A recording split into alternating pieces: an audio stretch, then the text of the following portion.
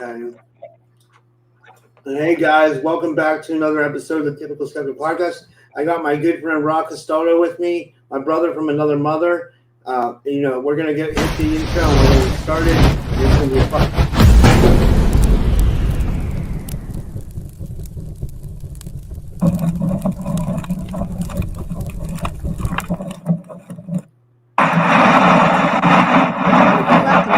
Skeptic Podcast. Be sure to like, subscribe, and turn on notifications. She's got tits. Yeah. This is funny. Is it playing? Welcome to Typical Skeptic Podcast. I like that.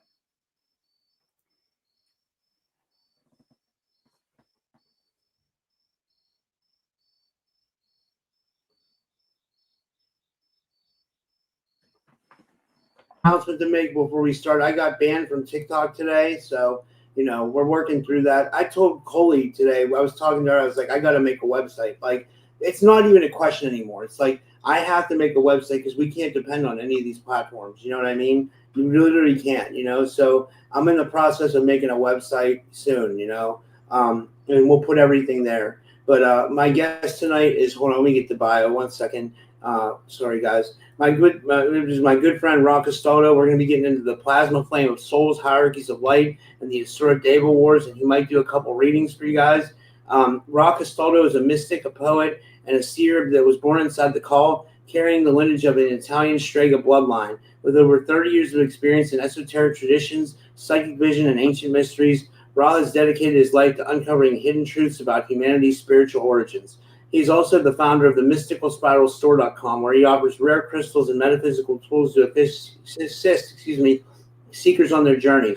Ra is known for his profound insights into mystical history, soul awakening, psychic development, and cosmic warfare between the forces of light and darkness. His unique teachings weave together mythology, ancient prophecy, and living spiritual practice. In today's episode, we'll be talking about blue plasma flame of souls, gateway to higher dimensional energy fields, externalization of the hierarchy, hidden spiritual rulers revealing themselves in modern age, Assura versus Deva, the war of light, ancient cosmic battles that continued in the present day, and we might do a couple live readings too if we have time. So with all that said, I'd like to give him a big warm welcome back to the show. My good friend and brother, Castaldo. What's up, dude? What's up, brother? Yo, I gotta hire you to do intros for me always, dude. That was freaking dope. I'm getting good at it, But that dude, was a great intro, man. Dude, I'm in a week of hell, man. Honestly, I don't know what's going on. It seems like the energies are way off because it's not just me; it's happening to other people too. And I don't know what's going on. It just seems like it's like chaos. If I could describe the energies right now, it's like chaos for everybody. Like all kinds of crazy shit is happening to all kinds of people, and it's like, what is going on? You know what I mean? Are you feeling this too? Like, it's like universal witchcraft. Yeah, that's exactly what it is. It's like an unseen force causing havoc in the world, For sure, dude. I feel it. I don't really like to talk about personal stuff too much on here, but yeah, I mean, in the last couple of weeks, my car completely shit died. Like my car is no more. Like I can't drive it no more. Completely gone. Laptops broke in the family, phones, all sorts of things just started going wrong. It was crazy. I started getting signs though. Like on my birthday, literally, I found I feel like it's kind of been tradition in my family. Like my mom did it before me to care for the birds. Like we have a little pond here, and we feed the birds and have bird feeders and stuff. And then on my birthday this year, the only day this whole year, I found a dead bird. Oh God, man. On the morning of my birthday, it was face down in the pond dead. And so on my birthday morning, I buried a robin in the backyard. I buried her, the robin, and I actually played her a song. I was playing music, and that happened. And the day of my birthday, July 12th and July 13th, I found dead birds. Those 2 days, the only 2 days this whole year, and I'm like, whoa, this is like a sign of like the death of certain things from the past and the rebirth of new. And that's what it's been about. It's been about old cycles dying and new cycles beginning, things that you've always been trying for and things that you've been waiting for your whole life might start to come through fruition, but it's going to be a lot of old cycles dying, old things dying, things that you've been attached to for a long time that are going to wither away and get cut off.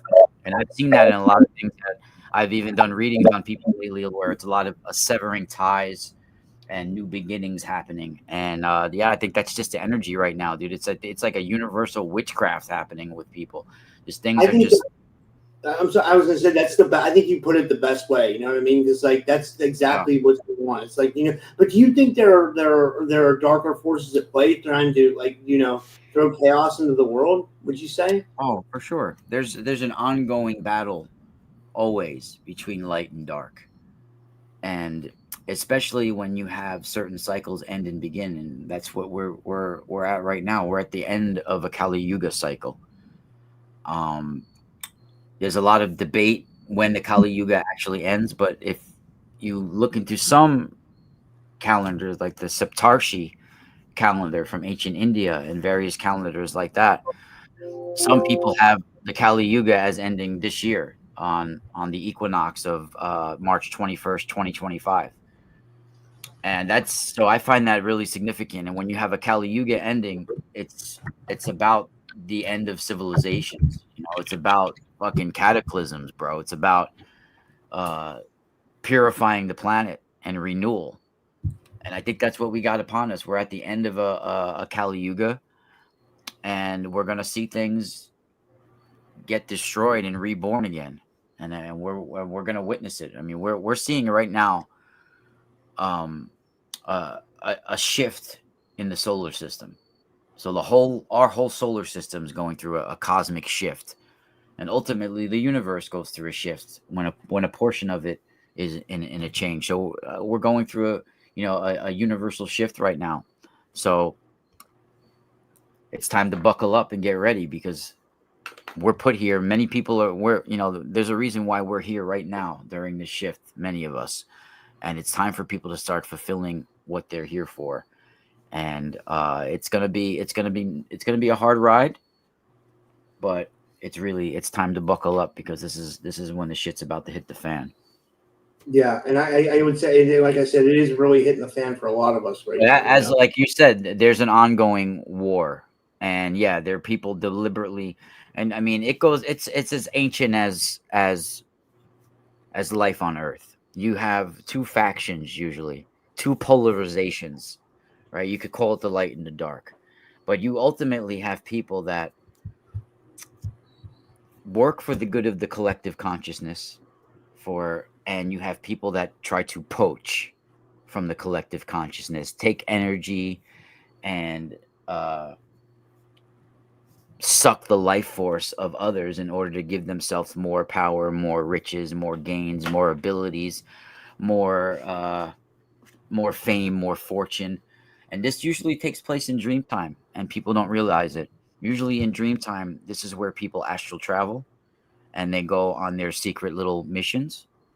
People start thinking that they're super soldiers or some sort of things like this, but this is just a normal condition of life, and usually the ego gets in the way, and people start thinking that they're some special soldier. But in reality, you got people being controlled in the astral as slaves, and you got people that are fighting to prevent this as well in the astral. And usually in the astral, you'll have people throughout their life get polarized in dream time. And they're either going to get polarized and use their abilities to help the good of the collective consciousness, the network of the dream world, the inner sun worlds, the inner waters of the dream world, right? That we're connected to.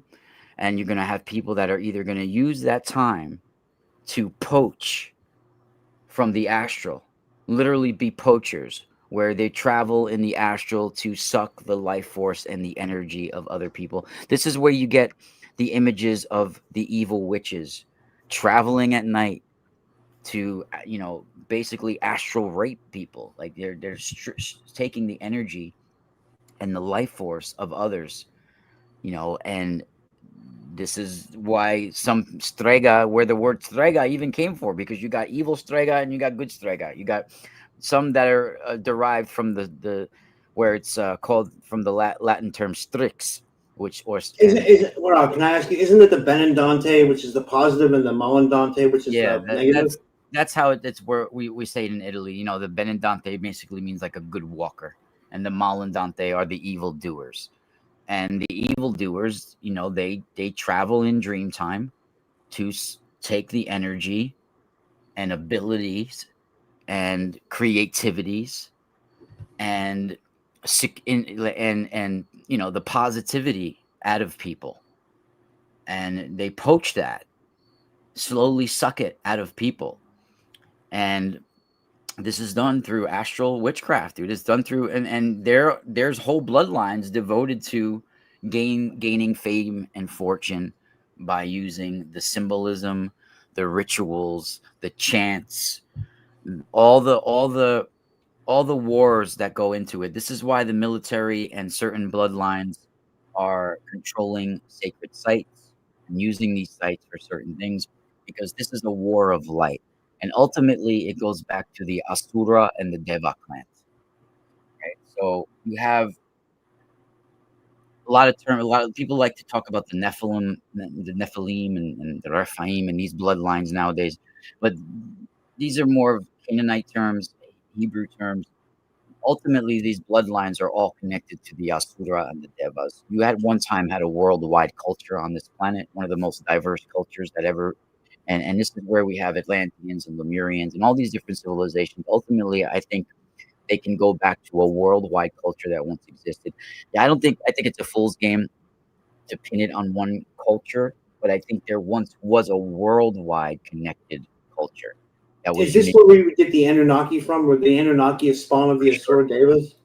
For sure, dude. When you have that term Anunnaki, right? That comes from the Asura and the Deva tribes. So let's get into this for real quick, just to, you know, it'll take forever to try to explain it all together for people, but to give like a brief summary of some of it, you have the Asura and the Devas. So the Asuras are these are basically warrior priest clans, enhanced humans that existed long ago, that this war is still continuing, and these bloodlines have been watered down and still exist today, and they are still carrying out a lot of the ultimate goals of the Asuras. Basically, we're infiltrated by the Asura current, right? The Asura current is what keeps people drug addicted, controlled.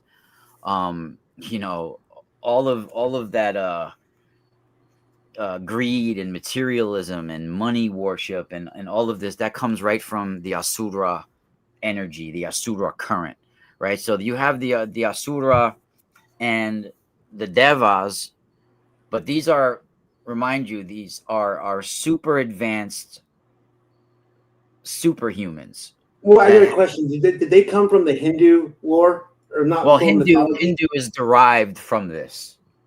Hindu Okay, is so these are pre-Hindu. Like these are like pre-Hindu. Hindu sprouts from that Vedic culture. This is an old Vedic culture. So whether it's Hindu or Buddhism or Jainism or any of those cultures that sprouted from those areas, they derived from the older Vedic Asura and Deva tribes.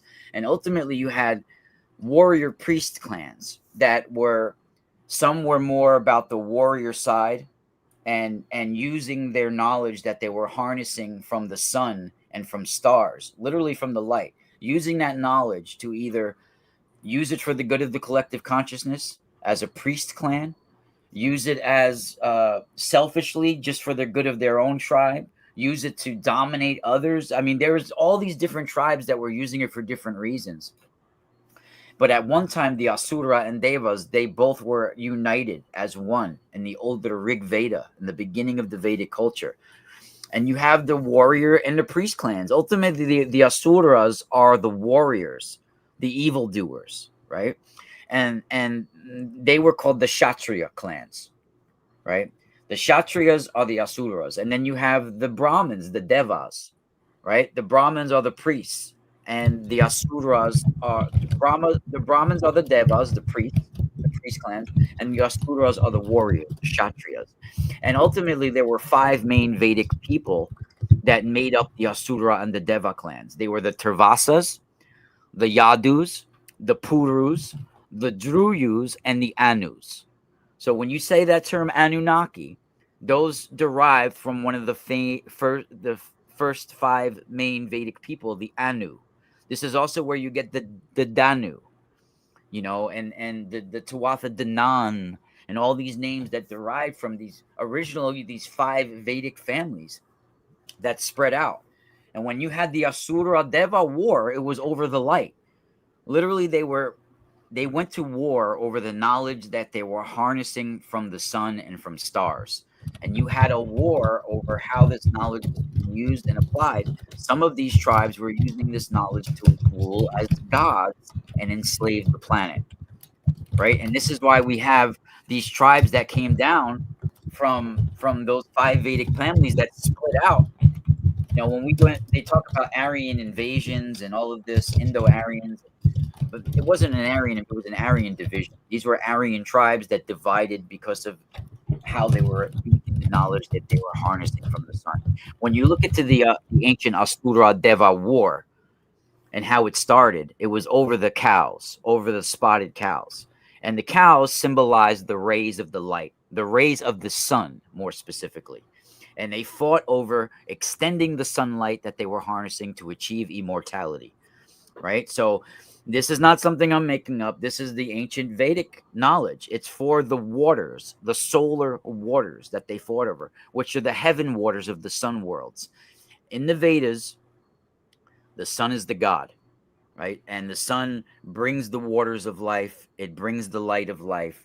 And the sacrifice that they do, the rituals that they do, the Vedic chants that they do 3 times daily at the rising and setting of the sun and at noon, right? All of these sacrifices that they do, they are guarded, and they are guarded carefully throughout the year to assure the victory. And the demons and the powers of the Asura darkness, they try to obstruct this performance.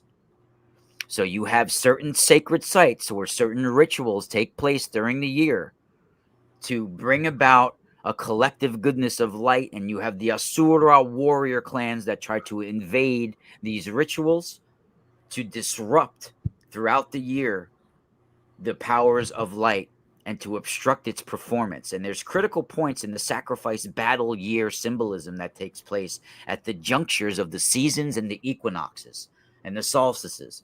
Eclipses are also some of the most important warrior times and dangerous times that they fight over the sacrifice, right? And the main Vedic war is over the rays of the light.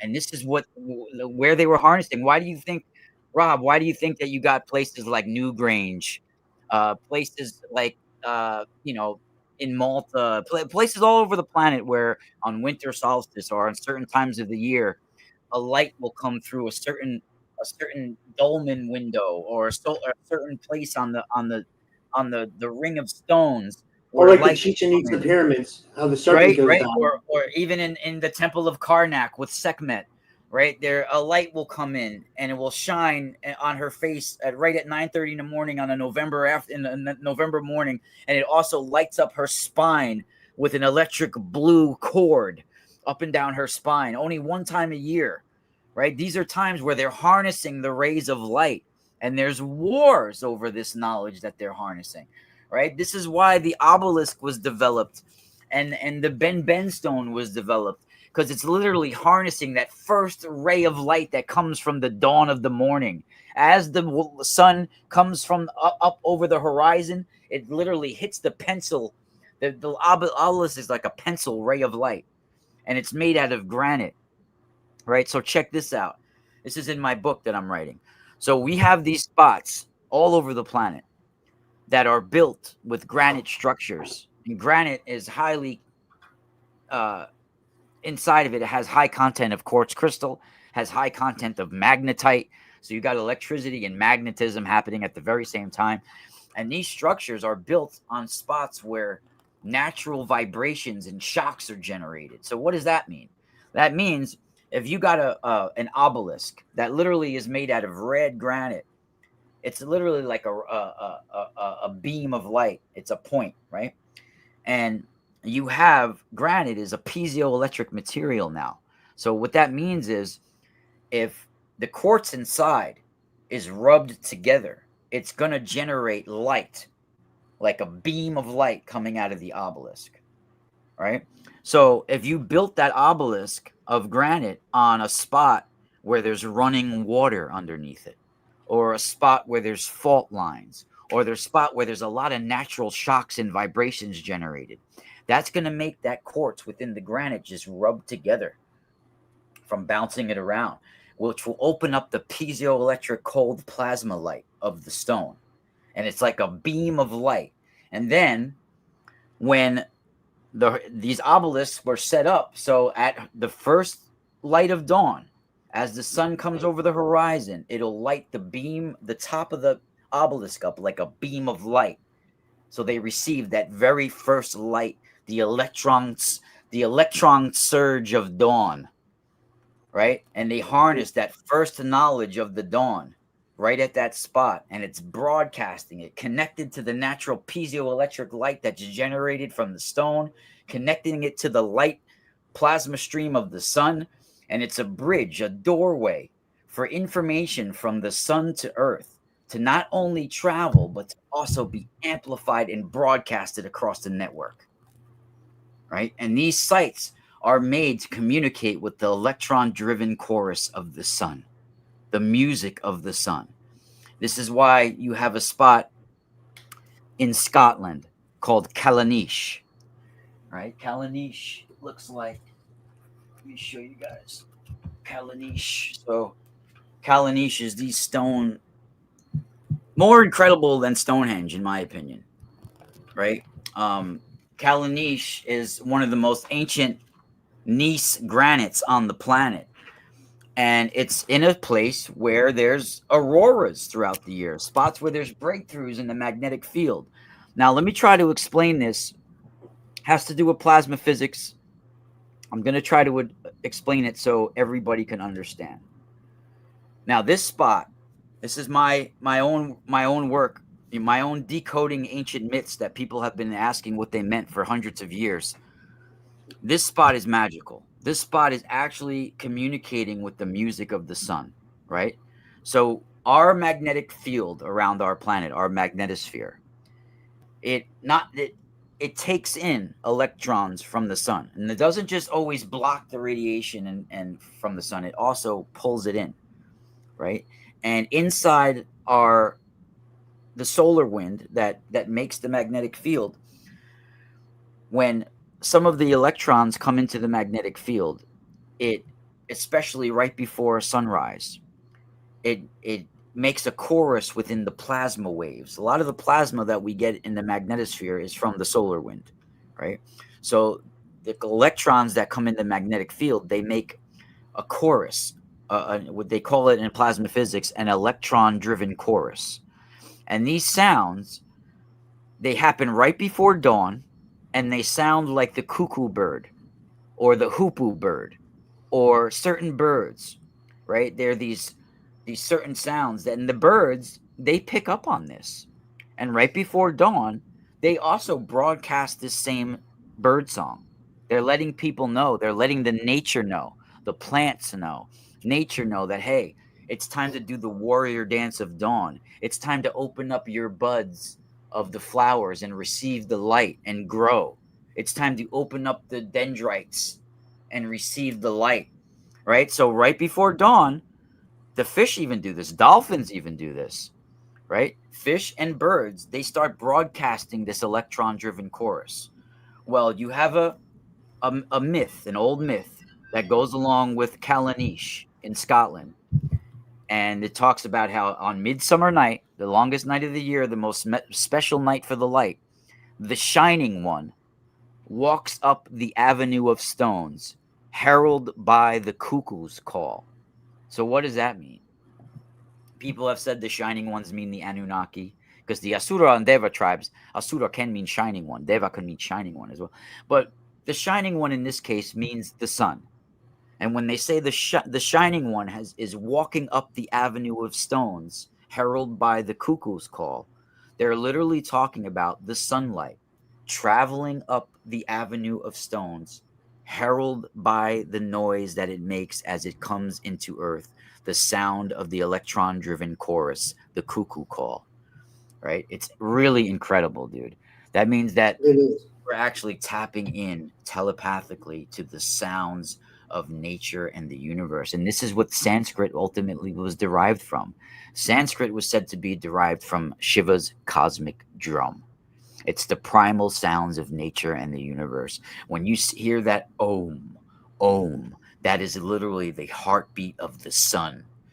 The om, om, that is the beat of the solar year. That is the sun breathing, the sun beating, the sun speaking to its children. And that's what that Om beat is. And ultimately, Sanskrit is a language that was derived off of Shiva's cosmic drum, which is the sun, right? And it's made and derived from that. It's made to be songs to align yourself to the light of the universe.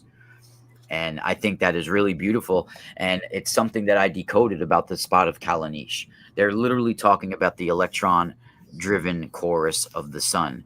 And when you go into Vedic, it's all about the Vedic culture is about the luminous ocean of the sun.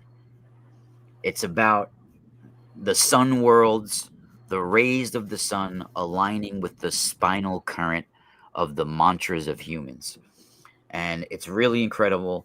And we've been going over to war over this knowledge for many, many years. And the sites where a lot of this knowledge is harnessed and broadcasted have been desecrated and taken over. And it's up to us to work with these energy spots and get them back. Because the solstice and the equinoxes, these are the ember days that I talk about. These are the times where we go to war over these locations. And unfortunately, we've been losing the battle. And this year, I think, is truly what Alice Bailey predicted as the 2025 externalization of the hierarchy. And Comet 3i Atlas, I think, is that externalization. And we're going to see what's going to happen. We're going to see that most likely our world is going to get evolved into a more greed and materialistic type of society.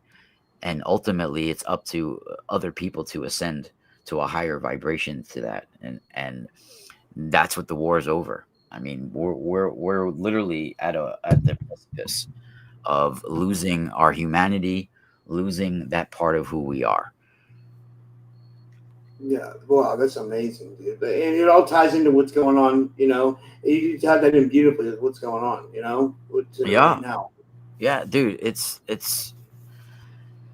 it's really hard times. I mean, the energy right now is intense. I could feel it every day. I mean, the birds, the more you connect to nature, the more you start to realize it.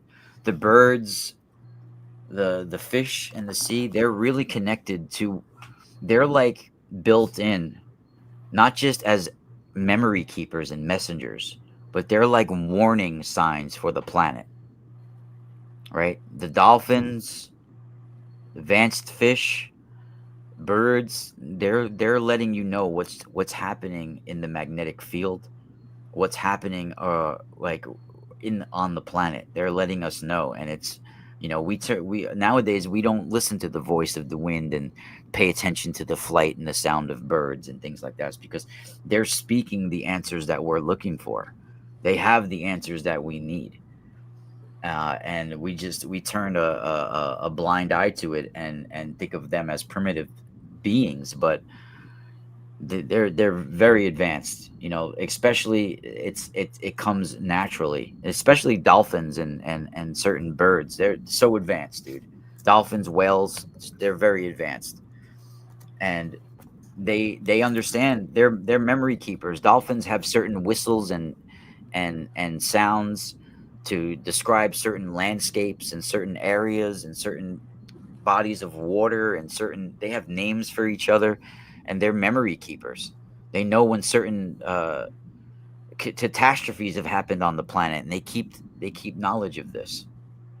That's amazing, dude. Like, and they can tell that the planet's in like a downward spiral. Like as far as the way we're Yeah. treating it. I heard someone say, I think I heard a Native American guy say, the Earth's actually crying, or because what it's being done to it. Yeah. Well, it's interesting. I actually did a remote viewing on dolphins, and I wouldn't call it a remote viewing, more like a telepathic connection and viewing on certain things. And I was getting that their DNA was sent here through meteorites that came ultimately DNA that came from the Dorado constellation. And what's interesting is that Dorado constellation even looks like a dolphin fish. It's really it's really cool. And the Dorado constellation has water worlds in habitable regions that are just like Earth. Wow. What is it? Where is this at? Where's that at? The Dorado constellation. The Dorado constellations, it's in do you know where the large megallonic cloud is, the LMC? It's a satellite galaxy of the Milky Way. No, that's interesting. That's so It's interesting. it's actually in the LMC, I think, it's which is the large megallonic cloud. And it's the Dorado constellation. I have a lot of this information on my website. If you guys want to go to the mysticalspiralstore.com, go to the mysticalspiralstore.com/the mystical spiral, and it has all the free information. Just go to the menu on the mysticalspiralstore.com. You'll see in the menu like Vedic solar dynasties and all the different free information. You guys can find it right there. I talk about some of the ancient tribes from Africa that had lion men. They had heads like a lion and bodies of a man with bright, piercing blue eyes at one time. And they actually came here after meteorites fell a long time ago in Africa. Wow. That's so interesting, man. This is wow. This is amazing. But How yeah, does the what I wanted to mention too is, a lot of people talk about the blue flame, and to me, this has to do with our souls, right? And our souls, to me, is a form of a different form of matter, a plasma type of light, and it is a blue type of flame. Now, this goes back thousands of years in Italian mysticism. I come from a hereditary bloodline. Well, things have been passed down, and we have what's called the spirit flame, and I've had it tattooed on me since 1997 on my ankle. I don't know if you can see here. Hold on, I have to bring my foot up a little bit. I don't know if you can see on my ankle. no? I can't. Oh, it's hard to see because of the you know what I mean. Like, Hold on.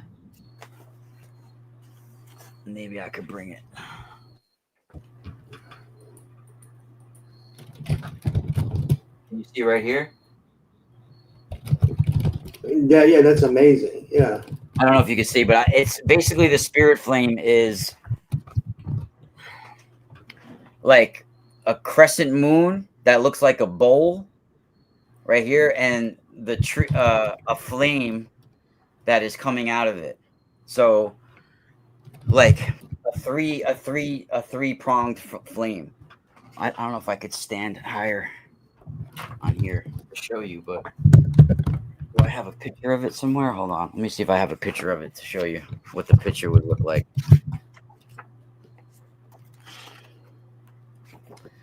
It's just like I'll draw it real quick. A spirit flame.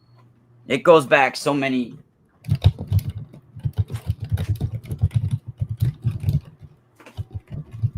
So it would look like this. A spirit flame. It would be like the crescent moon,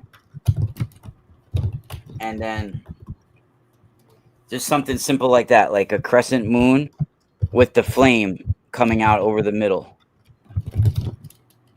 It's like a three-pronged flame coming out over the crescent moon. And what that means is like the light of the soul, the teachings of the soul, and ultimately the blue flame of the soul. And we have a way of doing this. I actually can probably do it right now for you. So in the old ways, the spirit flame was images, not it was an image of not just the soul, but of the old flame, of the old divine essence and divine presence of the old ways. And the the spirit flame forms a triangle of light.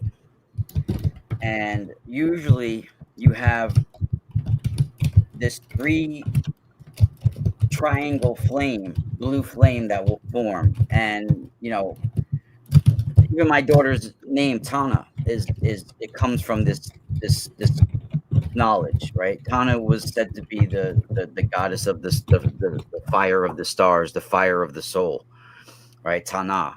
And there's different ways of saying it. There's different ways of doing it. But basically, if you guys are interested in even working with the spirit flame, you can either get a really good quality cologne. You can get what we call the Strega liqueur, this stuff, right? So this is what's the Strega liqueur. This is made in Benevento, Italy, and you can see right on the bottle they That have is so cool. the witches dancing around the walnut tree, Yeah. right on the bottle. It's called the Strega liqueur, right? And you'll see even the old witch, the old Strega, right here with her broomstick on there, right? Really cool. Let me show you the bottle here. I want to You get one. got That looks cool. Yeah. the old witch, and then you have the witches dancing around the walnut tree. What's This that is made of? Do you know? Is that made of like a? Is it like a? Yeah. I was just wondering. Strega. It's like a really high quality after dinner liquor, like a minty yellow, like liquor, right? Wow. And what we do is you can use a really high quality cologne too. So what you do is you get either the Strega liqueur or a good quality cologne or something or perfume. You pour it in a small bottle, preferably if you can get like a green glass bottle, Yeah. and you set it under the full moon for several hours. 3 hours is perfect. And you got to make sure that bottle is really well, put together and not leaking and stuff like that. And Yeah. then when you get inside, you use that charged liquor now, put it in a small bowl, shut all the lights out, and then you light that bowl on fire, and you'll see a blue flame will dance on the bowl, and it will look like a crescent moon with the pyramid of flame that comes out of it. And that flame connects you to your ancestors. It can show you things. You can use it for various things, and it's a sacred sign that should not be misused. It should be taken seriously, and it's a beautiful blue flame gently dances along the surface of the waters, and it's the blue flame of the soul. This is how we experience it. This is a blessed sacred ritual that I've known about my whole life, and that it's been used in Italy for hundreds and thousands of years. That's why I find it very interesting where you have all these young people of today coming in talking about the blue flame, because they're remembering the old ways of who they once were. And it's starting to reemerge, and people are starting to remember this knowledge, and it makes me smile, because people are starting to remember this knowledge. And this mysterious force of the blue flame is a sacred symbol that has to do with the light of our souls that wraps around our spine, and it comes into the womb of the mother when the baby is conceived, and it enters into the head and wraps around the spine of the baby, and it impulses knowledge. The spirit rider, it impulses knowledge from lifetimes into the bottom of your spine, up your spinal cord, into the back of your brainstem, hits the back of your brainstem and floods your mind with knowledge and information. And this is how we are connected to the swirling blue flame of our souls. And there's a war going on for all of this, bro. We're being disconnected from our connection to our higher self. We are being entranced. We are being, enslaved.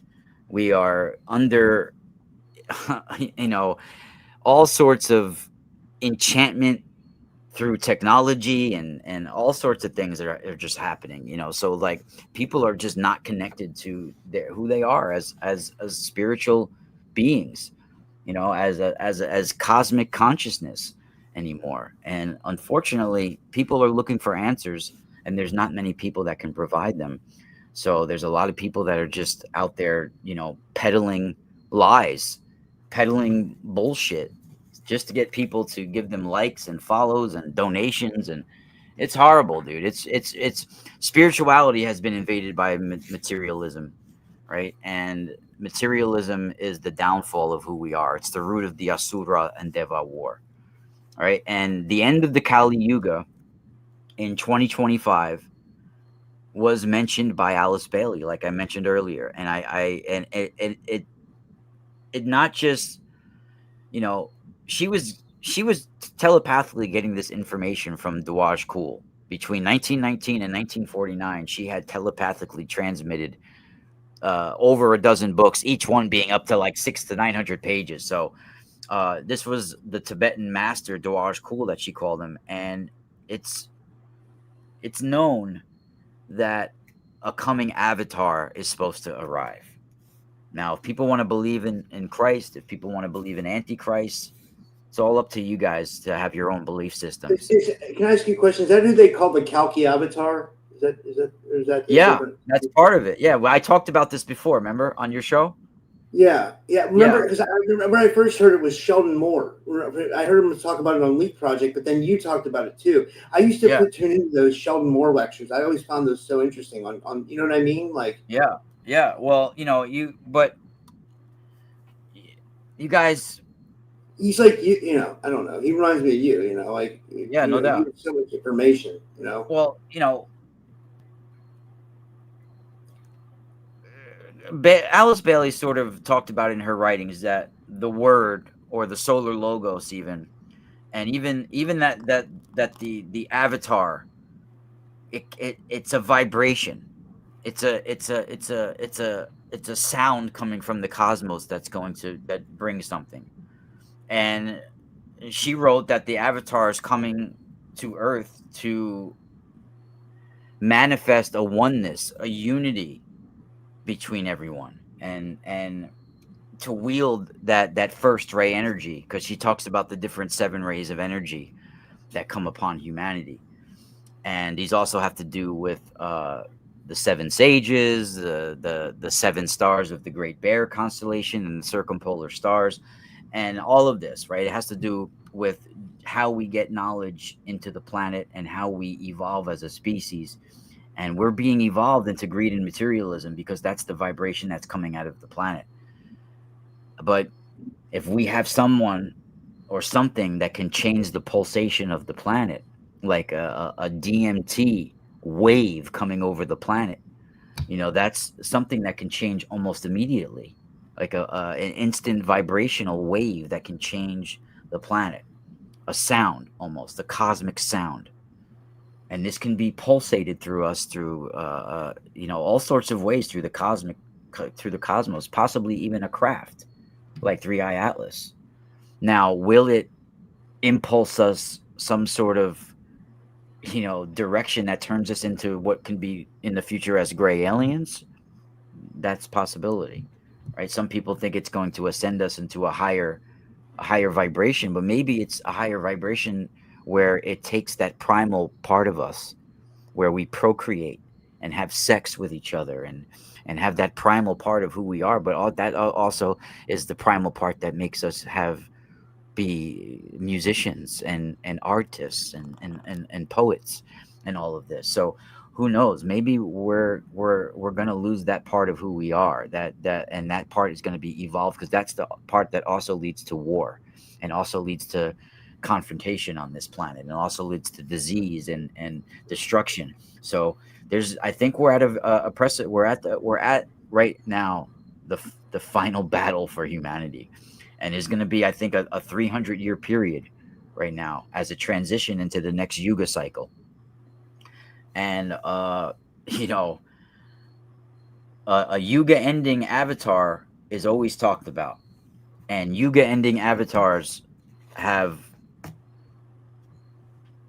uh, you know, always been talked about in not just religions, but in all sorts of channelings, right? And if 2025 is the date for the first externalization of this hierarchy, then I think Three Eye Atlas is the best candidate for that. And I think that there's a lot of things that show that it's not just a typical comet. That once we became aware of it, it turned its inner lights on, sort of like an inner, like a plasma engine. Like it has its own inner place, burning nickel, and it's got a tail that's going into the solar wind instead of away from it. And it seems that once we became aware of it in Sagittarius, right where the wow signal came from, then all of a sudden it went for our inner solar system, right on the ecliptic. So I mean that to me is amazing. And when I first also read that Alice Bailey said that 2025 was the date, in all probability, for the first externalization of the celestial hierarchy, I truly was really amazed by that, and really found that incredible, because I do think that this is the end of a cycle, and that we're about to have a 300-year period where we're purified by the sun, by the light of the sun, and we can make that light transform this planet and the collective consciousness of humanity, or we can make this light transform us into more of a greed materialism planet, and where we're controlled and dominated and enslaved. It's up to us. Wow, it's amazing, dude. Yeah, you can. Yeah, that Kalki. If you ever want to look into it, look up like the Kala Chakra Tantra prophecy. It's a Tibetan Buddhism prophecy, and the Kala Chakra Tantra have 32 kings that are going to rule, and they're 32 kings that rule in this hidden spherical mystical Shambhala, right? And after the Buddha, and each of them will have 100 years to reign. So that's going to be 3,200 years, 32 kings. And then there's the first 7 kings that are, the truth kings, and Yeah.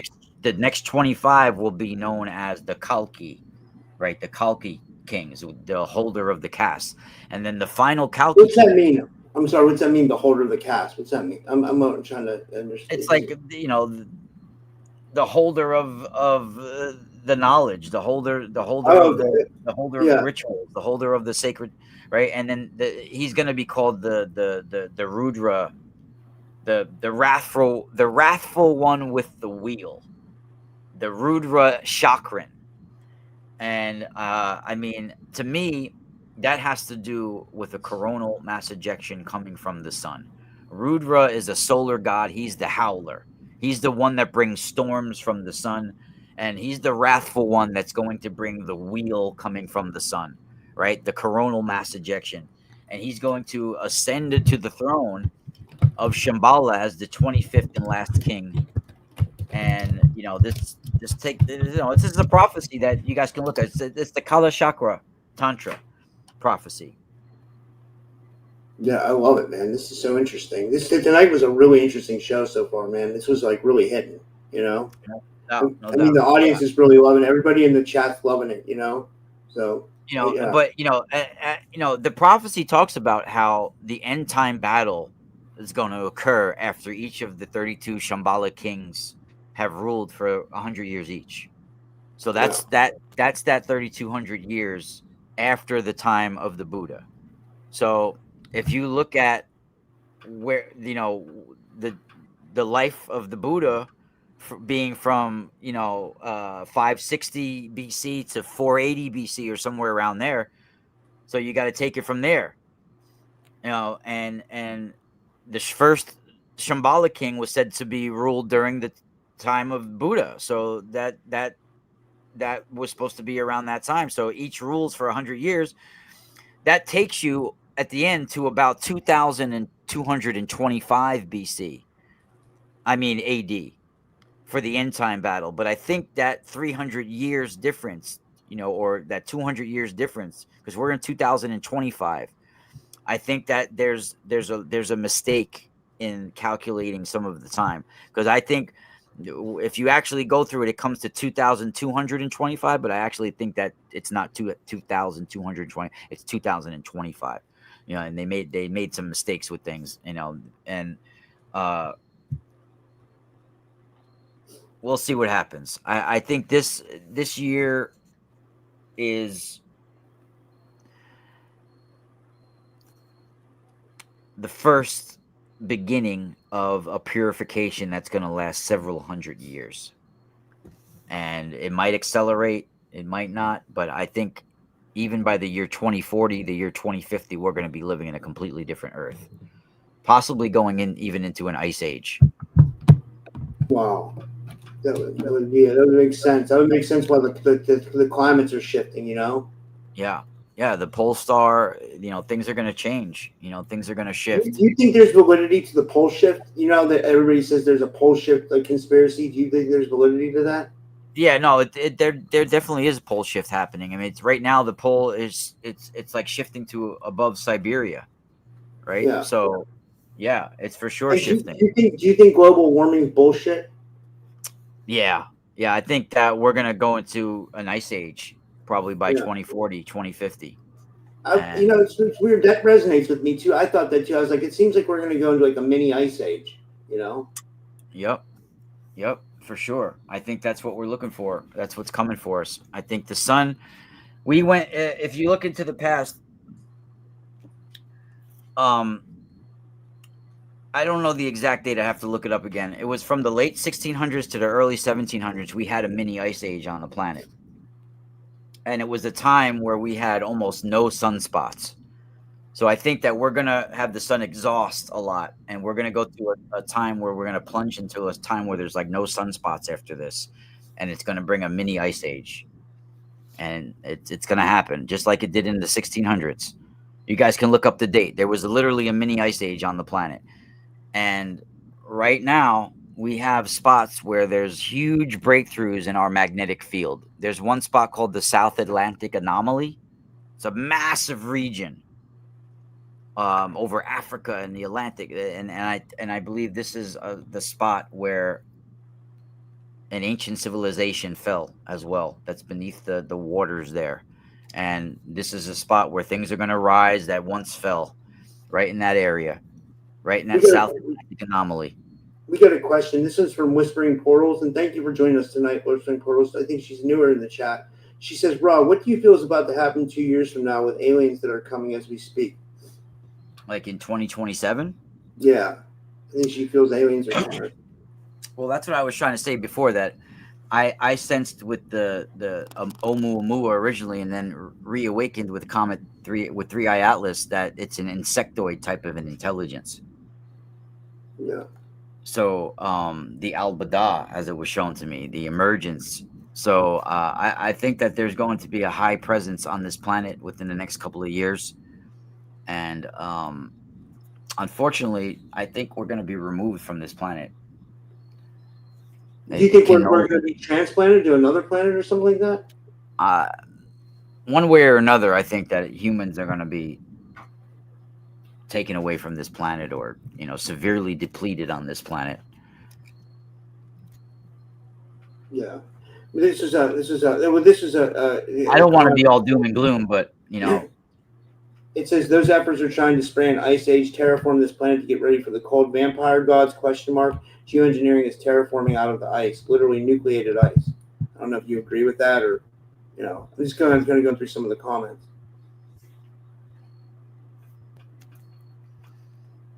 Yeah. Should we do a couple readings, or? Yeah, if people want readings, we could do some.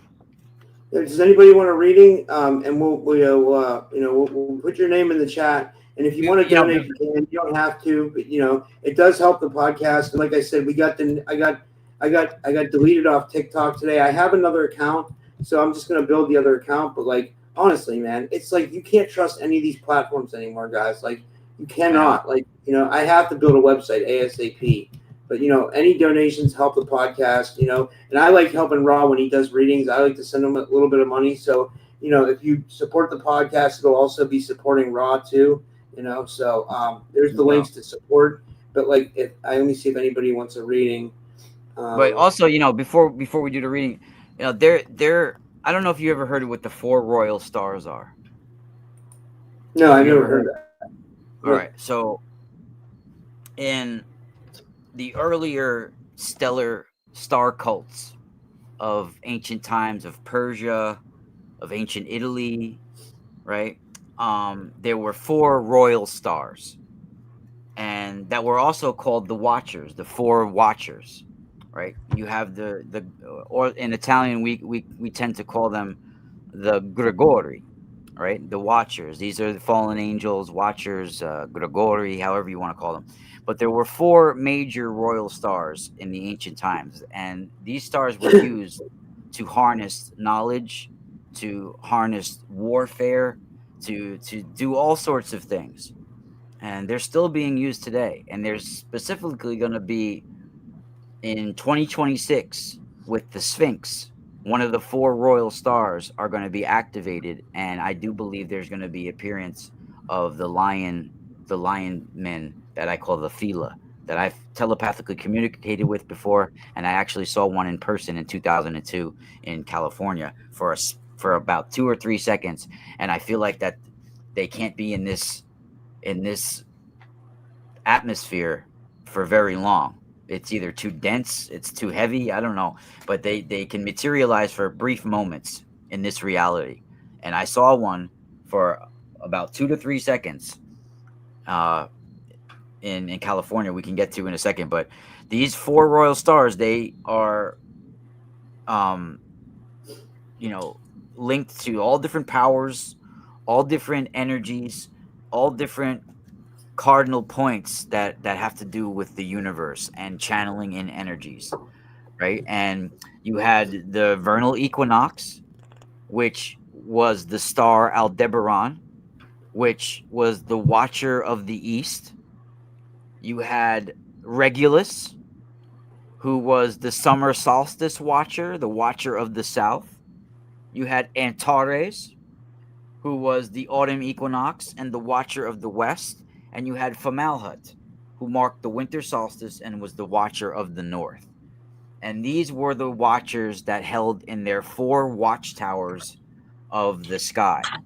And ancient star cults, Persians, Etruscans, all different people, they would worship these and do the rites of calling, specific ways of activating these portals, where you would do certain gestures in the air to activate these symbols. They were looked at as watchtowers, these 4 watchtowers in the 4 stars. And people did rituals to channel in these knowledge during this. And in 2026, Regulus, which is in the paw of the constellation Leo, is going to line up with the Sphinx the Sphinx in Egypt. Now, if you look at the Sphinx in Egypt, it kind of looks like the constellation Leo, the lion. The same way the Sphinx is set up like the constellation Leo. And Regulus is right in the right paw, I think, of Leo. And in 2026, there's going to be an alignment, and a powerful activation is going to be happening at the Sphinx. And I think something's going to be discovered underneath the paw of the Sphinx, or activated underneath the paw of the Sphinx, concerning the star of Regulus, which has to do with the summer solstice of next year, of 2026. So we'll see what happens with that. But yeah, these 4 royal stars, these watchtowers, they're not just in ancient times important. They're important still to this day. And this is where a lot of chaos can be generated, but also a lot of good can be generated through these channels and these streams of light. And unfortunately, most of this knowledge is being used to control and dominate the world. And this is the knowledge of the Watchers, the knowledge of the Grigori, and this knowledge was gave to humans, and humans was not ready for this knowledge, and it corrupted the whole planet. Wow. Dude, dude, it's so fast. Dude, I love how much you know, man. Like when you tell people that you've studied this shit for like 30 years, I don't even swear, but like you really have. You really like put your nose down and like really studied history because it fascinates you, right? And also you come from the Strega bloodline, you know. So I mean, like it's like you have that, but then you've also dug deep into like all these. Well, I needed answers to some of the things I saw. You know, I needed answers to some of the things that I saw, and I needed to be able to talk about it where I didn't sound completely crazy. So when I want to explain something, I want to be able to have like scientific evidence and historical evidence and all sorts of, you know, you're never supposed to just make things fit your theories. It's not supposed to happen that way. Things are just supposed to fit. Right? Yeah. So, you know, it's taken me a long time to be able to do a lot of the dot connecting. Let me plug in my laptop. Should we do? By the way, thank you so much to Maya Napoli. Maya, thank you for that donation. That was very nice of you. Like, and Maya wanted to donate so other people could get readings tonight, and that was generous of you. Thank you, Maya. Thank you. That was very nice of you. I mean, that was amazing. You know, I mean, thank you. That was I can't thank you enough, honestly. I'm very appreciative of anybody who donates, really, because I know you guys don't have to do that. You know what I mean? You do out of the goodness of your heart, so we appreciate it. Thank you. I hope everybody's having a good night. Well, Rose. Shit, dude! What did you think, real quick? What did you think of that Diego Lopez knockout, dude? That was pretty impressive. He came back from a beating, man. Dude, I just broke that. Dude, holy shit! Is that a sign or what? That Strega liqueur bottle just broke. Oh man, see, man, that's what I mean. It's crazy, man. The energies are so chaotic right now. You know what is going on? Dude, it just broke and spilt all over a book. What the heck, man? This is crazy. For a long time. Look at that. Look at that. Holy shit! Holy shit! What is going on in the world, man? Guys, are you seeing this? I'm telling you guys, the energies are insane right now. Insane. Dude, guard your grill, everyone. It's all over the rug in here. Crazy. Oh man, I feel horrible, man. That's bad. And this shit stinks because it's like a really sweet after dinner. That's hilarious, though, dude. I'm not laughing, but like, what is going on with this world, man? Honestly, like, you know what I mean? Yeah, hold on. Let me get a towel. Yeah, take your time, man. Yeah, guys, the energies are messed up right now, honestly. Boobster says, I think Ra's having trouble right now. Yeah, Boobster, I don't think you were in the chat earlier, Boobster. He has this Strega liqueur. It was like a, you know, from Italy, and it somehow it broke all over the floor. And it was such a nice bottle of liqueur too. You know, it's like imported from Italy. I mean, it's a Strega liqueur. Dude, it has the walnut. Holy shit, dude. What the hell, man? Dude, I can't even. I wish I could save some so I could do at least the blue flame stuff for you. Yeah, that would be cool if we could do that, you know? Holy shit, dude. I gotta throw out this oh wow, there's glass everywhere. Mel says you can throw baking soda on it to absorb the odors. How about some prosciutto and melon? Hey, motherfucker, prosciutto and melon. That's okay, guys. You guys that don't know, that's an inside joke between me and Ra.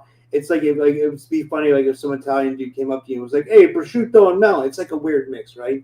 Nobody who eats prosciutto and melon. Ra does. Ra likes it. He likes to mix the prosciutto and melon. So, you know, maybe I shouldn't have told you guys about the spirit flame tonight. Maybe that was a sign.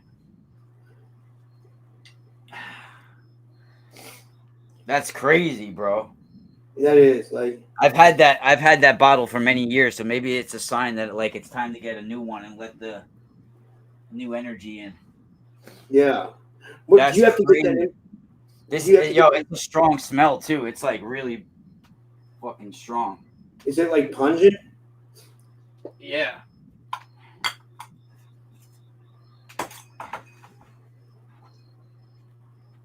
Fucking A, dude. I just don't want to walk on glass right now. All right. I'm gonna have to throw out this this carpet. Your sister's tits.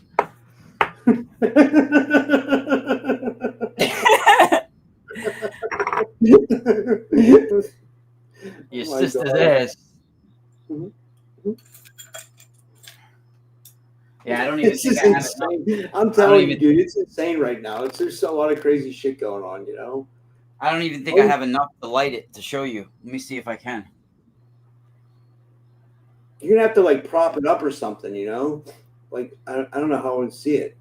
I don't think I have enough to even light, dude. I had to like pour a little bit out of the bottle just now that was left. There's nothing even left in it, dude. I can't believe that fell like that, I know, that's crazy, man.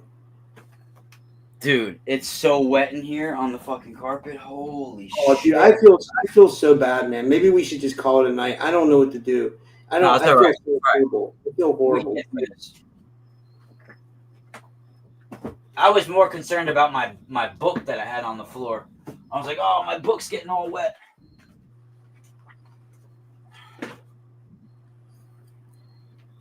Let me see if I have I'm just looking for my lighter, bro. That's all. I want to see if I can light this. Pilgrim Society says call the cops. That's the last people we want to call. We don't want them involved, you know. Honestly, this is a officer free zone, you know, all the time. No disrespect to anybody that's a police officer out there, but you know, we don't. I try not to associate them too much.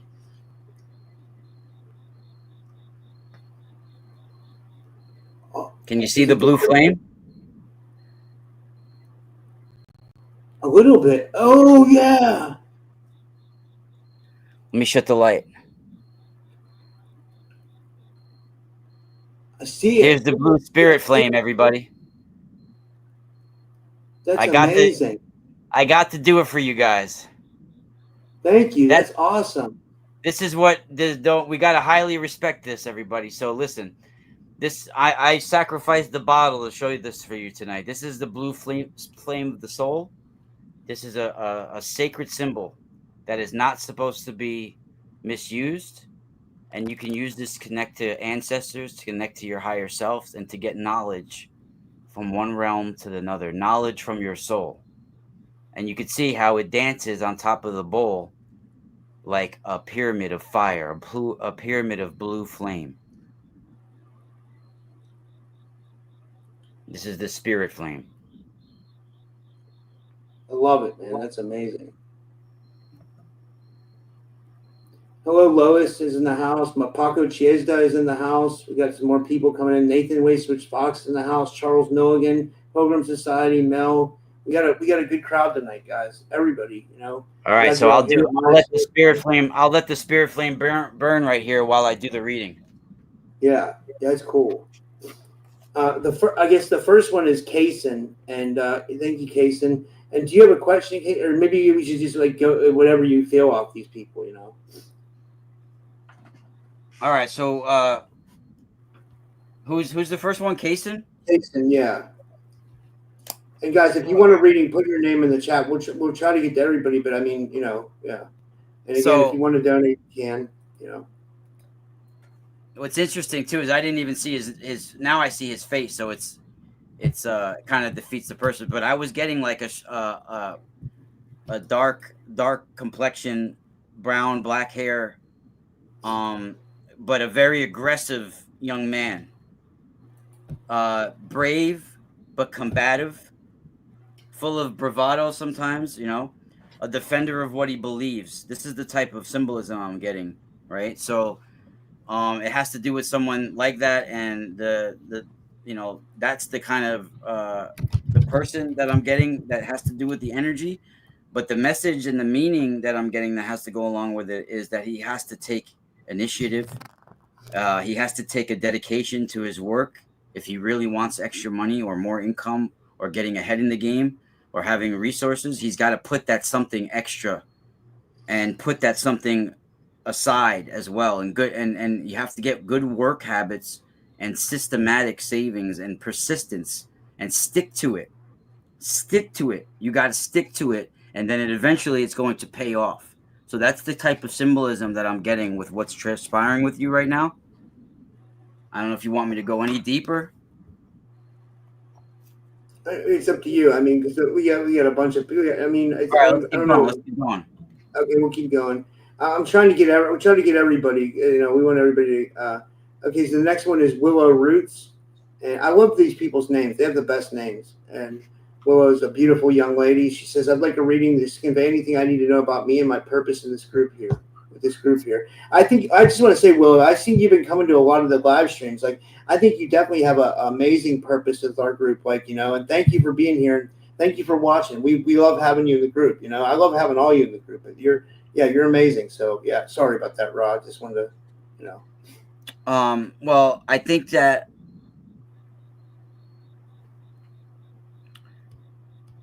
she needs to avoid extremes and use moderation in all she does, and don't hesitate to get your toes wet, as long as you're keeping one foot planted, and trying different things. But I think that it would be absurd for you to dive into deep water if you can't swim, if you know what I'm saying. So take really one step at a time, and you'll get there. But you got to go slowly in things and not go extreme into things. And I think that that's what you tend to do.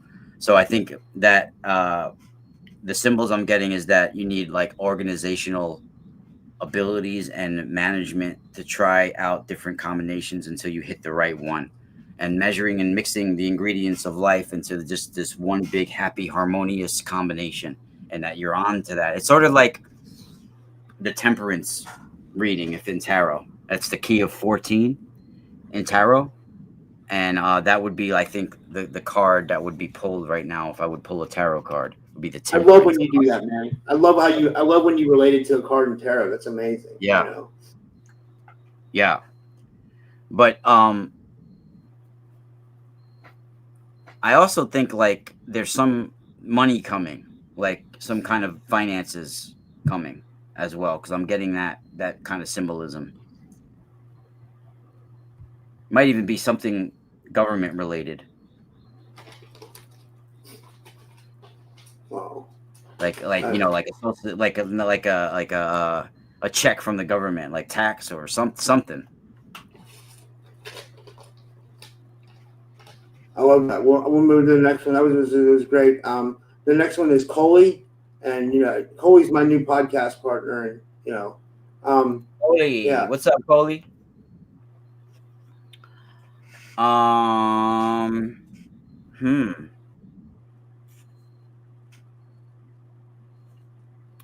So like I'm getting like career type symbols.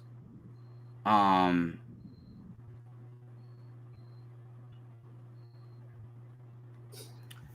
don't know if it has to do with starting a new job or starting a new endeavor, but I'm getting like career type symbolism. And usually like the symbolism that I'm getting right now, it has to do with sometimes getting money, getting new things, getting new jobs. But it also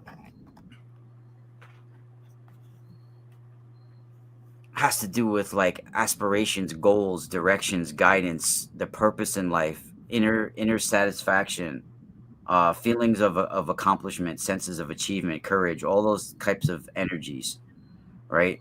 Getting your wish, achieving your goals, that type of thing, right? That's like high hopes. I don't know if this is like, it's like a high hopes type of energy that I'm feeling. So I don't know if this is like what's going on with you right now, if you're like looking into getting into new jobs, but there's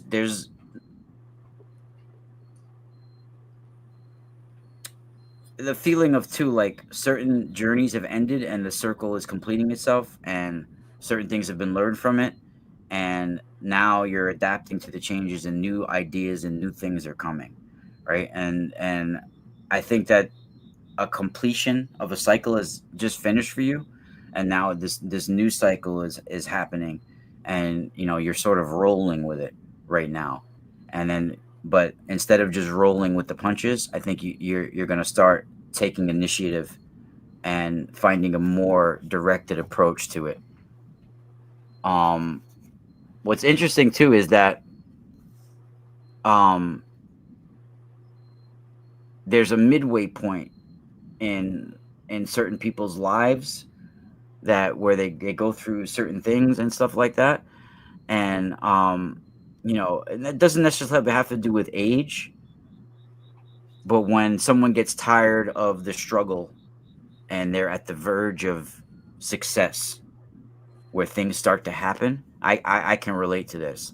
And I think that there's going to be a time coming up where there's going to be periods of struggle and you're going to want to stop. But that's really letting you know that you're on the verge of really succeeding and that those struggles are being put in your way because you're on the verge of success. And these are like the tests in your life. And these are this is like sort of like part of like getting through this to achieve the success. And I think that that's what she's coming up to. Yeah, I just want to say she's probably the best podcast partner I could ever ask for. She's so driven and she has so much like focus and like honestly, dude, she's amazing. You know, like this girl is like I don't know, she's yeah. But, is there like a legal matter that she had to clear up or something like that? I don't know. I don't want to say her business. I'm not sure. You know. I was getting like a sign for that. I didn't want to talk about it on here, but it might have been like some legal matter that needs to be cleared up or something like that. I don't know. I mean, let me see if she responds. I don't know if she wants to talk. Yeah, no, you don't have to talk about it there. But I was seeing like something that has to do to the effect of that, or yes, I was misinterpreting that. She said, "Oh my God, yes." She said, "Okay, yeah."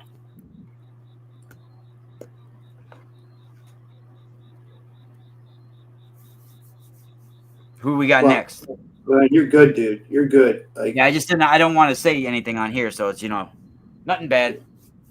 She says, if he's doing readings, I'll take one. Whispering Portals. Whispering Portals. I like that name. So like I'm getting like a symbolism of a very fair blonde to light brown hair person that this is going to be about. I don't know if it's specifically the person that the reading's for or it has something to do with someone in their life, but it has like a light brown or blondish hair, like a light complexion with light eyes, and someone that's just starting a new job or like a new job, and they're carefully weighing their advantages, like taking like a methodical approach to picking their job, and they just picked a new job. So, or this can mean someone that really means business. It might be that there's someone's trying to really make a name for themselves and they're really I'm getting like a symbolism where someone's trying to really make a good impression, like they just started a new job or they're just they're trying to make a name for themselves, or they're really ambitious, or they're something like that. That's the symbolism that I'm seeing right now. So I don't know if it's someone that just started a new job and they're trying to make an impression, or there's something that you really mean business about, you're really ambitious about, that you're really so I'm trying to figure out what that symbolism is right now. It's not that easy to do this online like this. It's like a Knight of Pentacles symbolism, right? If like for a tarot, right? Someone that's,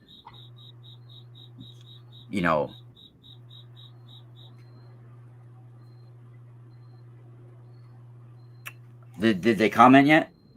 No, she didn't comment. No? All right. So, oh wait, she did. She said, "I'm proving my evidence." That's what you're seeing, I think. She says. She's what?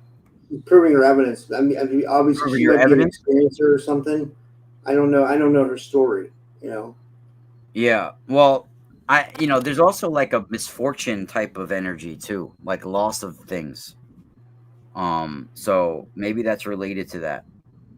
Like, I'm also seeing like a large body of water. I don't know if it's like, but it has to do with dwelling in darkness. A really dark body of water. I don't know if that's a symbolism for like the dark, the dark areas of her soul, the dark the dark waters of her soul, but I'm getting like a really dark body of water symbolism that I'm seeing right now. Huh.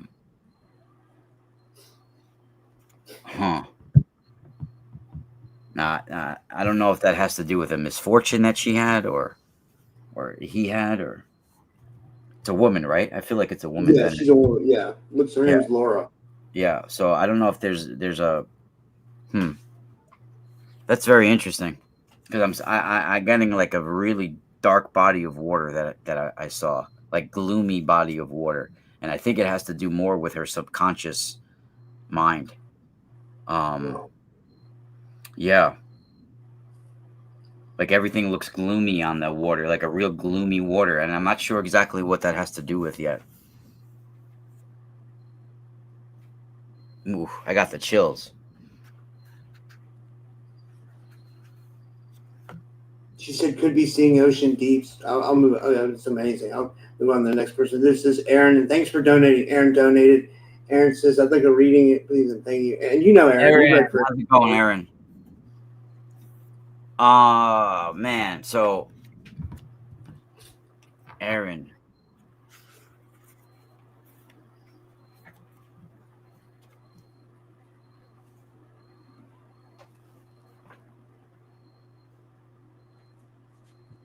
So, if people have ever done tarot readings, there's a card called the Chariot, and I think that goes a little bit with I'm feeling right here.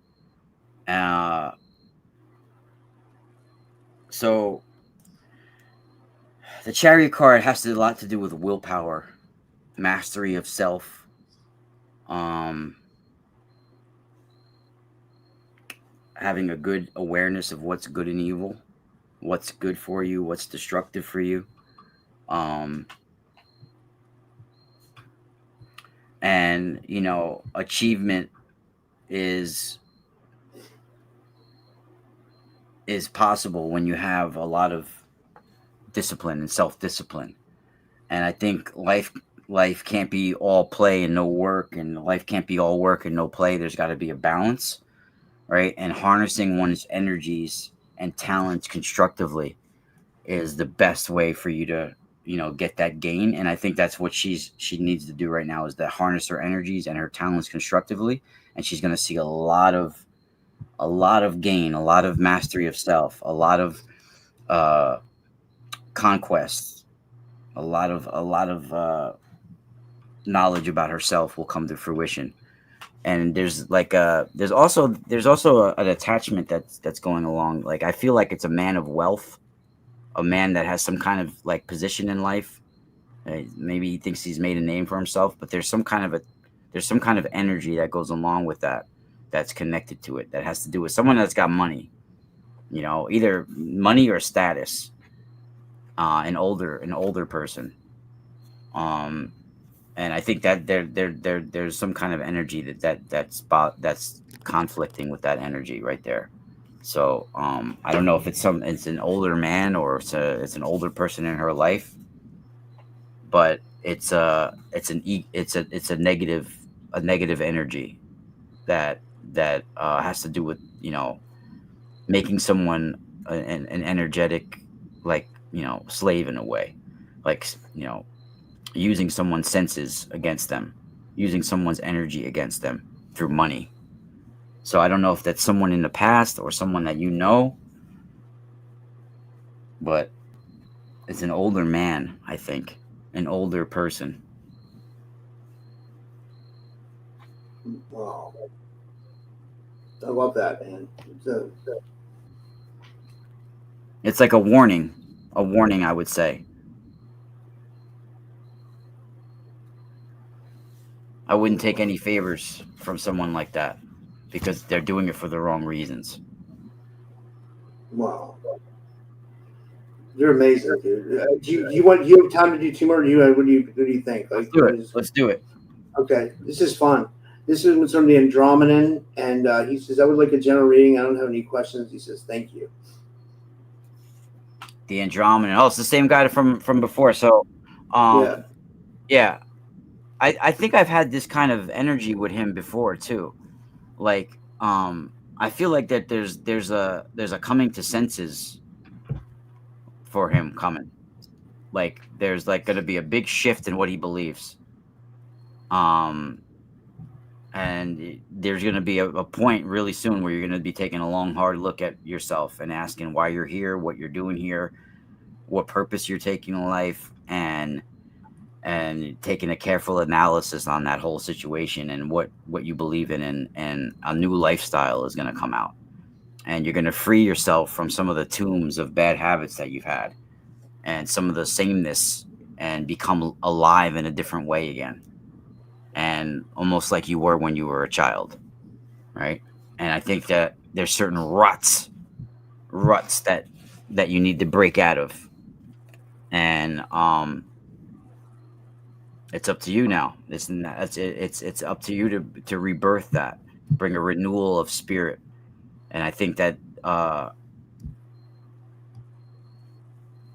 refusing to change too is a big part of what we do, and you can't escape the consequences of your refusal.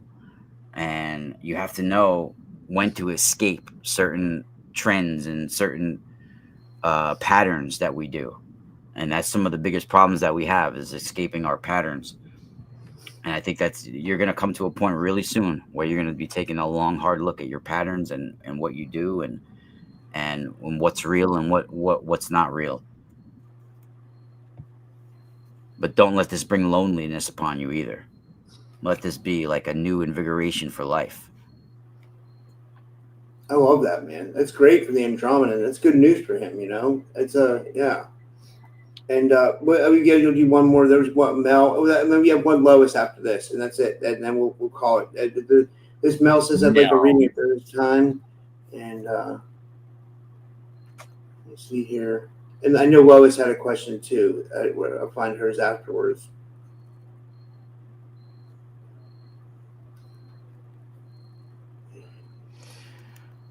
Wow, so this is actually really good. This is like a sure to come true type stuff. Like, so I'm feeling like there's like a fulfillment coming, like abundance. So usually when I get this type of symbolism, it's like you're getting your wish type shit. Like, but it's gonna depend, of course, upon your certain decisions you make that's coming up, right? But I feel like happiness, contentment, fulfillment, and abundance type stuff is coming. Like that's the kind, and it usually when this type of energies arise, it's really important the decisions you make during this, right? And sort of, I think you need to seek it and not be the hermit anymore. I think in some ways that there's a hermit in you, and I think if you're going to get this abundance in your life that's coming your way for you, there has to be more of seek and you shall find type stuff, right? And you got to like, light the lantern and go looking for things instead of waiting for them to come to you. And I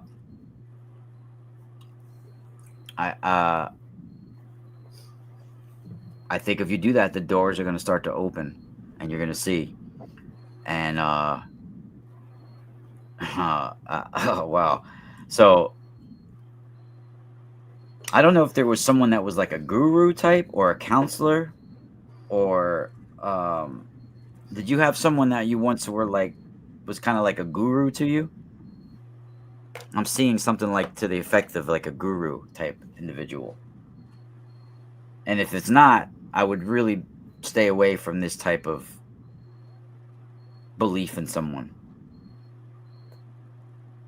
Stay away from gurus if that's what it might be looking like. You're going towards a guru. I hope it's not that. I hope it has to, because I feel like it has something to do with your past. That might have made you into more of the hermit with certain things. Because I feel like that hermit energy that needs to go away for you to be able to get the abundance in your life. You need to seek and find, open that door, start opening the doors for yourself.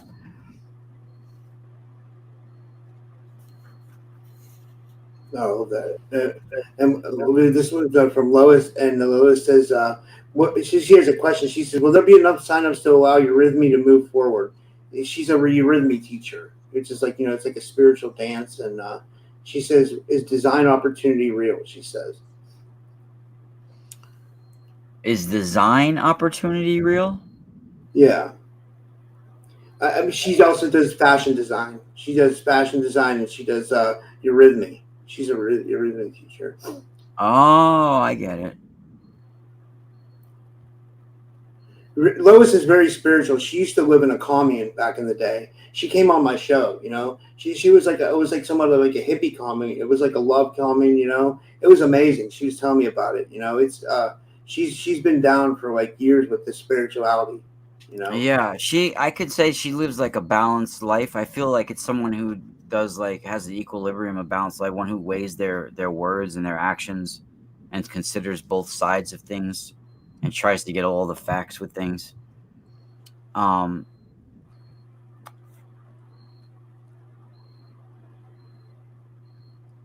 I do feel like a strong goddess energy too, like that has to do with things and sort of um hmm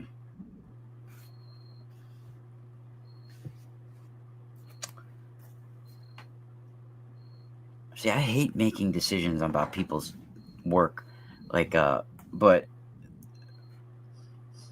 I think that you can have success in anything you do, but is design opportunity real for fashion right now? I think for sure. It has to do with your creativity. It has to do with the uniqueness of who you are, and also it has to do with reaping what you sow. And I think the law of karma is going to imply deeply into the opportunity that you have right now and whether it's real or not. So I think that's like going to weigh a big, big part of it. Like that sort of, there's a two-way street, you know. So, you know, we sow what we reap. We reap what we sow. What happens to us is what we do to others. That's, justice is usually severe, right? And I think that karma is going to play a role in what goes on with your opportunities in design. So the decisions that you make, how you treat others, the creativity, it's going to play a big role in the breaks that you get. I also feel like there's going to be some like legal delays and setbacks, or some sort of injustice done, right? So that injustice that's done to you, you can't fight that back with another injustice, right? The karma is going to have to play in. So that injustice that gets done to you or has been done to you in this industry already, you got to answer that back with positivity, because the karma is going to play out for itself, and that injustice is going to turn into success if you respond right to the injustice. I don't know if I did that right, if I explained it right, but I think it came out right. Did it sound right? Yeah, it sounded amazing. Yeah. All right.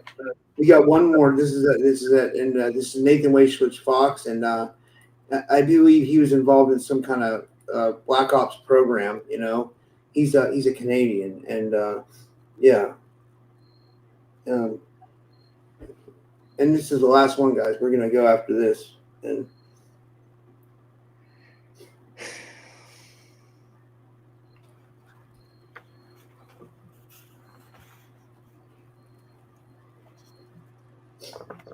So,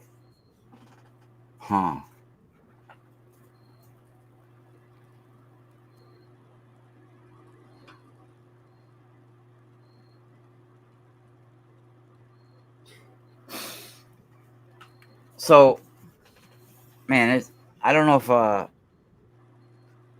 don't know if I should say certain things on here. So usually when I get this symbol, it's something that is relating to environments from home. Um, so some of there's no, he just wanted me to do a general reading, right? yeah. All right. So some of the feelings that I'm getting, the emotions, has to do with stuff that's generated from the environment that has to do with like your home environment or the home life that you grew up in. Like I feel like a new start, positive feelings, emotions, and that has to do with your you experiencing good emotions in life and good positive sides of who you are, and getting maybe even like your first real love in life, right? Things like this, where you experience true love for the first time. It's gonna you have to have a new start for some of that to take place, right? And when that for that to transpire, there's going to be a threat that has to be overcome and met head on. So I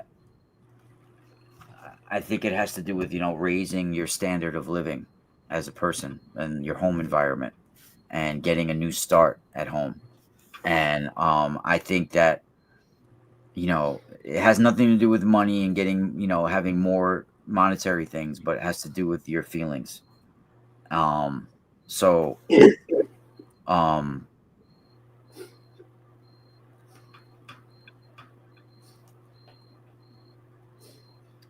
I think it's like, yeah, you need to take it easy and learn to relax and get a better perspective on things in some ways.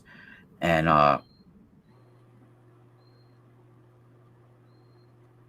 hmm,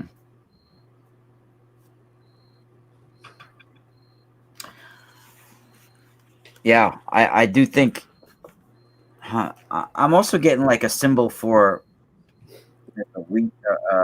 It's not like like a glowing wreath. I don't know what that really symbolizes or what it means. I don't really get that very often.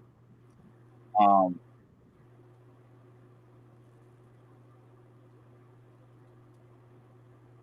not sure what that really symbolizes. Why I saw that, but it might have something to do with uh, some kind of self protection. I'm not really sure exactly. Does that mean anything to you, Nathan? A glowing wreath, like sort of like a Christmas wreath, but glowing like of light.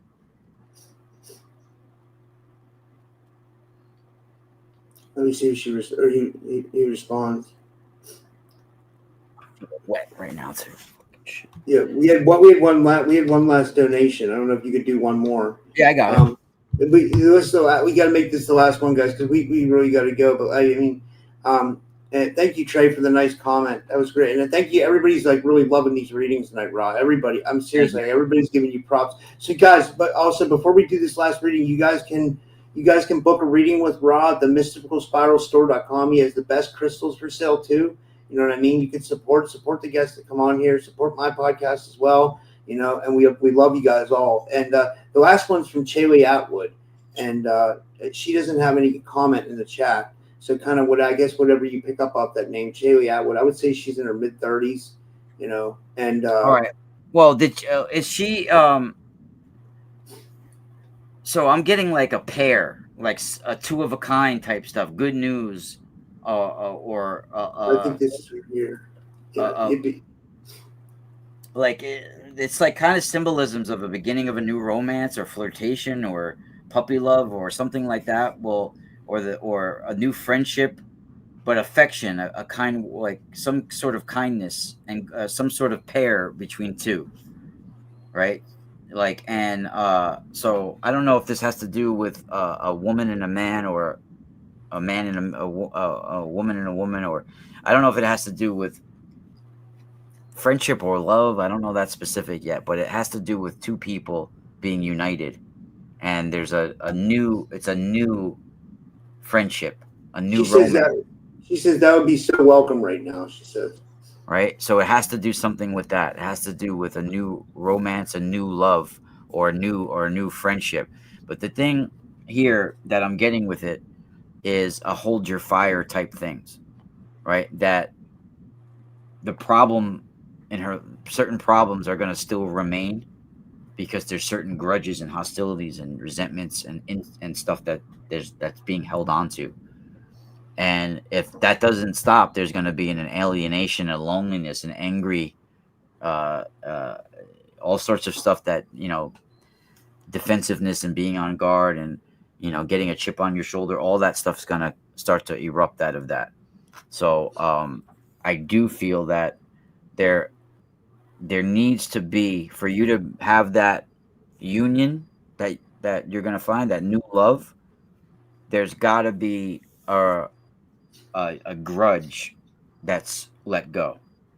There's something that you're holding on to that is consistently giving you the same problem. And you're going to always have ambivalence. You're always going to have these two coexisting opposite emotions, like resentment and respect, love and hate, things like that. And that's going to lead to a sense of loneliness, a sense of angry self-protection and bitterness and things like that if you don't take care of it. So that grudge, whatever grudge and hostility and resentment that you're holding on, whether it's even has to do with insults or something that you received that hurt you or something like that, that needs to be let go. And by doing so, there's going to be a new union, a new friendship, a new emergence in your life, a sort of like a two of cups that arrives, right? A two of a kind type of energy, someone that comes into your life, and the good of the two of you together brings, you know, a greatness in your life. But there needs to be the release of that grudge that you're holding.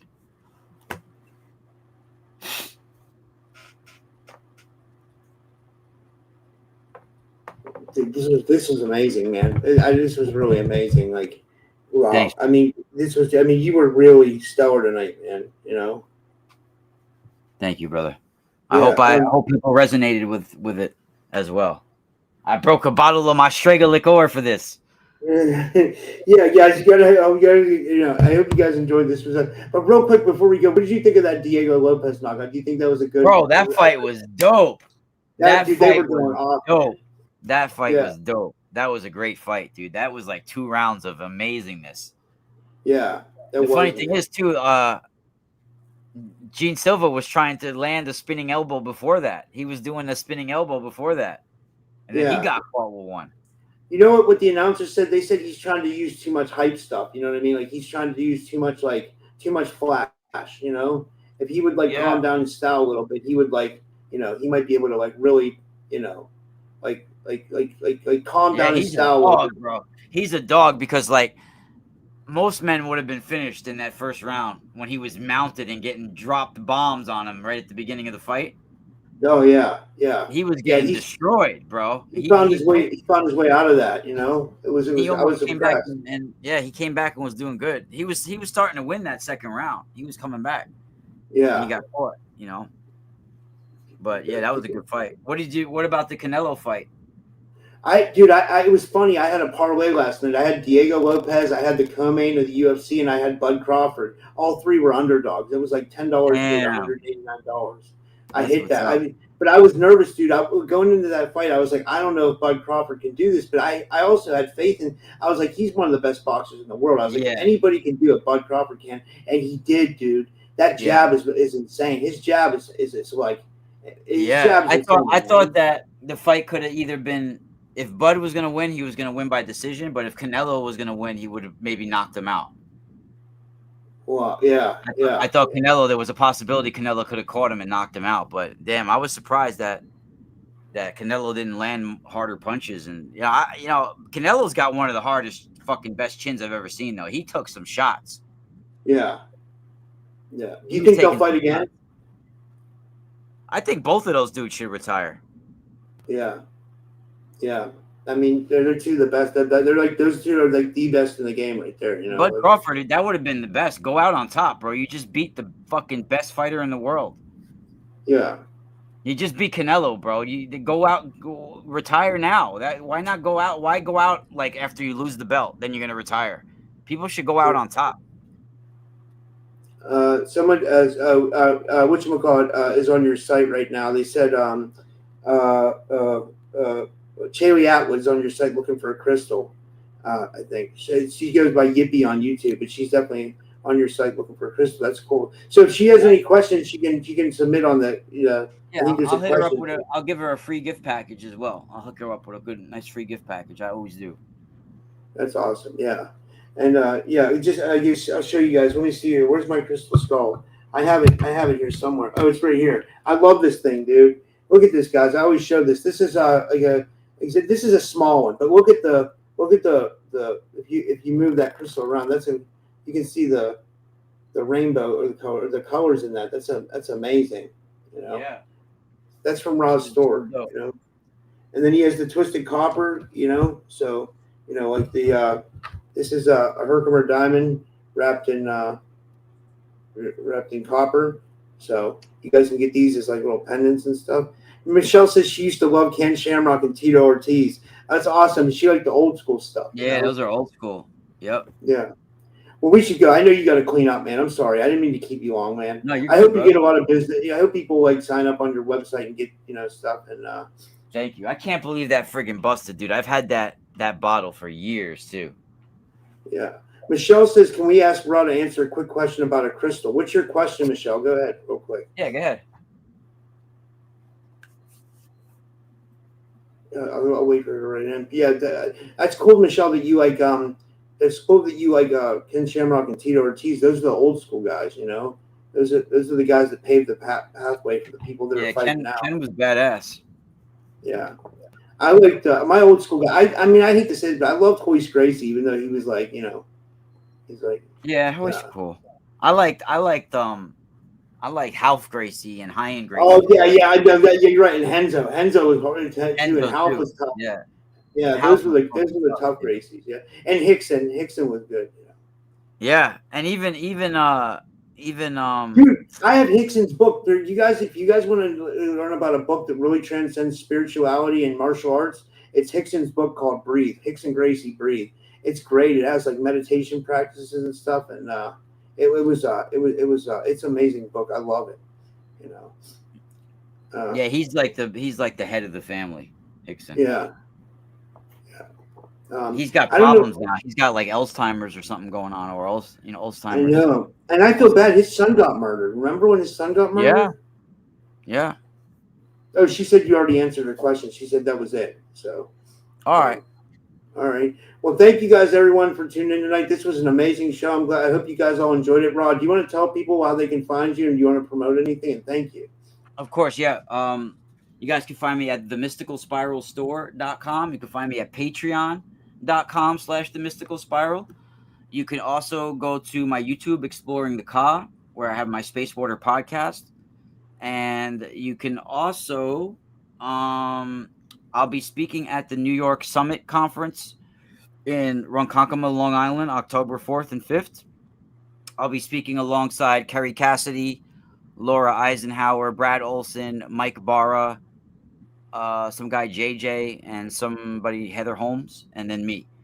And I'll also have a vending booth both days at the conference if you guys want to come. I'll also be speaking on September 20th at the Universal Peace Conference in India, but I'll be appearing there on Zoom. So you guys can, if you guys want to contact, you can guys look up Universal Peace Conference. You'll find it. The Swamiji Sun Yogi Uma Sankar is running that. So I'll be speaking on that on September 20th. You guys can see it live. It's airing live at 2:00 in the morning our time. So if you guys want to see the replay, you could see the replay. But I'll be live at 2:00 a.m. on Zoom on their website, the Universal Peace Center in India. And I'll be speaking October 4th and 5th at the New York Summit Conference. If you guys want information, go to themysticalspiralstore.com. Appreciate you having me back on, Rob. You're really like one of my best friends, brother. I love you.